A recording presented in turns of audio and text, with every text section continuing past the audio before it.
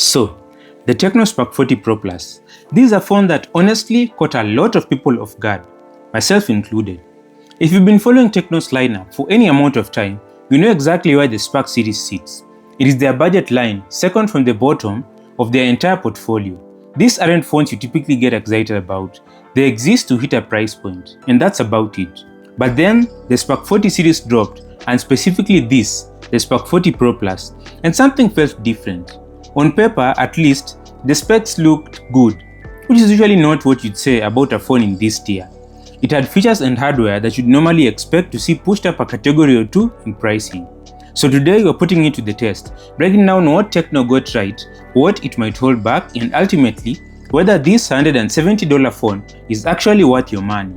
When you crack open the box of the Tecno Spark 40 Pro Plus, the whole experience instantly reminds you why budget phones from China are still undefeated when it comes to value. You're getting the whole starter pack. There's a 45-watt fast charger, a solid USB-C cable, and then the part that actually surprised me, the case.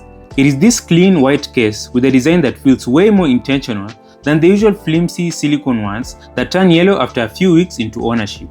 It even has a built-in ring that supports wireless charging. So yes, this $170 phone supports wireless charging, and not the slow just so it's there kind. We're talking 30-watt wireless charging, which is embarrassingly faster than what some premium phones still offer today. It's one of those little things where Tecno clearly went, why not, and I respect that. When you finally get the phone in your hand, the design is easily one of the first things you're going to notice. It is quite slim and sleek, and it definitely looks more expensive than it actually costs. Tecno has gone with a curved display here, which, combined with the good-looking back and that thin profile, makes for a really premium in-hand feel. The unit we have here is the Aurora White, and it looks really awesome. But it also comes in Nebula Black, Moon Titanium, and Tundra Green. When it comes to durability, we're getting IP64 protection from dust and splashes, which is reassuring for everyday use, and Gorilla Glass 7i on the front, the same glass you've seen across both budget and even some premium phones in 2025. Moving on to the screen, and it's obvious that it's one of the highlights of the phone.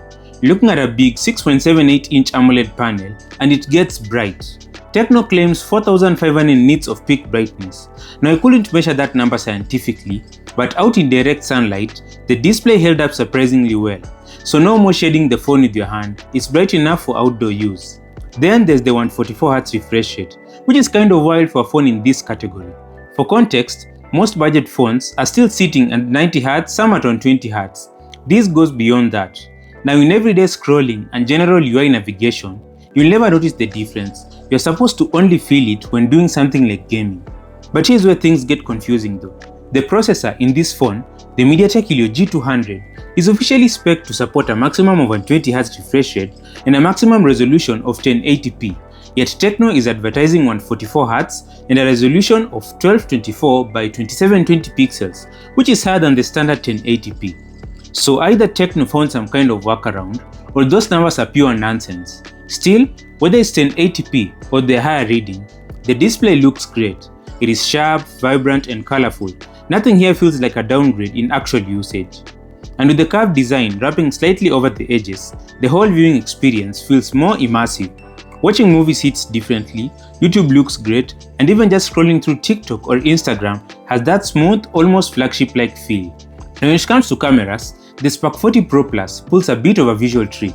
Look at the back and you'd saw it as a triple camera system, but it doesn't. It's mostly showbiz around one actual lens, a 50 megapixel main camera. The rest are about as real as Arsenal winning the league. On the front, you get a 13 megapixel selfie camera. But the good news is that single main camera does its job really well. In good lighting, it captures excellent detail, punchy colors, and a dynamic range that doesn't look like it came from a $170 phone. Photos look clean, vibrant, and honestly, very social media ready. The selfie camera is also really decent. I went in expecting the usual budget front camera experience, soft images, poor dynamic range, that general good enough for video call quality. But the 13 megapixel sensor actually performs. It's sharp, handles decent lighting reasonably well, and produces selfies that you won't feel the need to immediately run through 3 different filters like your insecure girlfriend. Video capabilities are respectable too. The rear camera can shoot up to 2K at 30 frames per second, while the front maxes out at 1080p. The footage is stable enough for casual use, and while it's not going to replace a dedicated camera, it gets the job done for quick clips and stories. Bottom line, this is a legitimately good camera system for a phone at this price. Tecno could have easily thrown in a terrible sensor and called it a day, but they actually put in a capable main camera that produces results you'd be happy to share. That matters. Under the hood, you've got the MediaTek Helio G200, and this is actually one of the first phones to ship with this particular chip. It's a 4G processor positioned squarely in the budget segment, and for what it is, it performs admirably. Day-to-day performance is smooth, apps open quickly, multitasking is handled without major hiccups, and general navigation feels responsive.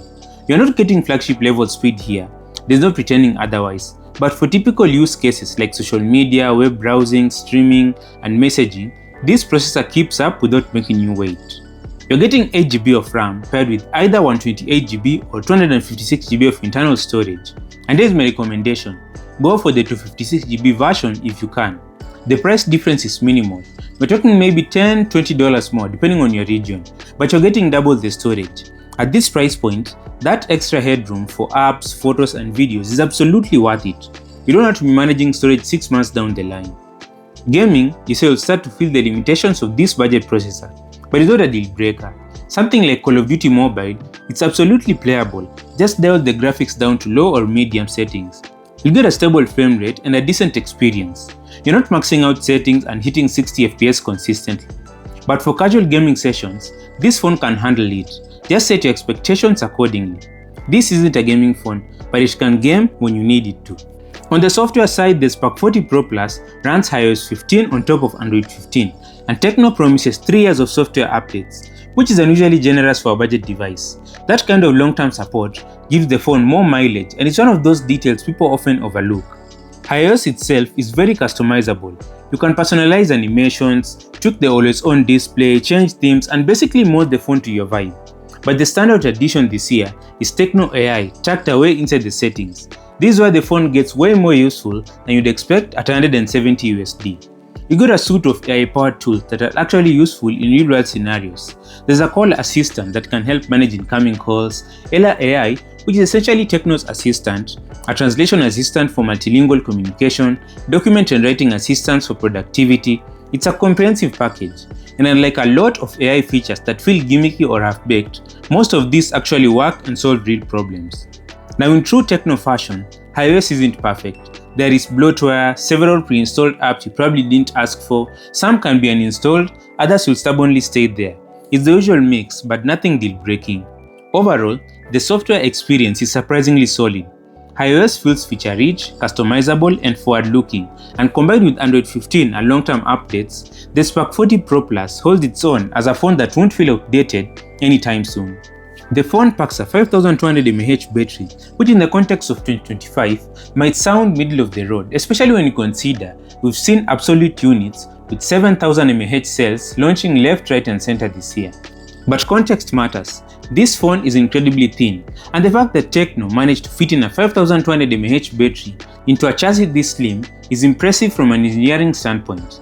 There's always a trade-off between thickness and battery capacity, and they've struck a solid balance here. In real-world use, you're easily getting a full day out of this phone as a moderate user.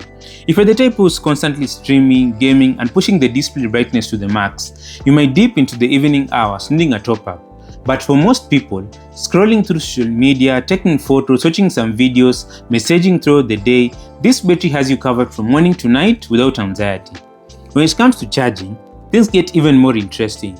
You get 45-watt fast charging, which takes the phone from 0 to 100% in about an hour. And since the charger comes in the box, you're not spending extra just to get full charging speeds. But Tecno didn't stop there. This phone also supports 30-watt wireless charging, 5 watts reverse wireless charging, 10 watts reverse wired charging, and even bypass charging for gaming while plugged in. For around $70 phone to offer all of this is borderline absurd, but in a good way. When it comes to battery and charging, the Spark 40 Pro Plus basically checks every box. So, the big question, should you buy the Tecno Spark 40 Pro Plus? I would boldly claim that this is one of the best budget phones of 2025. Honestly, it's a toss-up between this and the Infinix Hot 60 Pro Plus for that number one spot, but the value here is undeniable. You're getting everything you need and more. A very good looking design, an amazing display, solid performance, decent cameras, and legitimate wireless charging. The only reason I would hesitate to recommend this phone is the bloatware situation, but if you can look past that, I'd say this is one of the best value phones of 2025 period. Thanks for watching. I'm Milan and this is Fuzitech. Subscribe.